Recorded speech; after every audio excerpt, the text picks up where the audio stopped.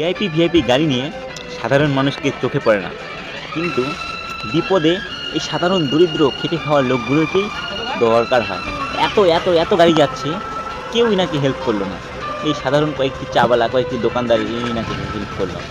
এরপর এনাদের বোঝা উচিত যে আমাদের টাকা আছে, আমরা গরিব মানুষকে সঙ্গে নিয়ে চলি, গরিব মানুষকে ঘৃণা না করি।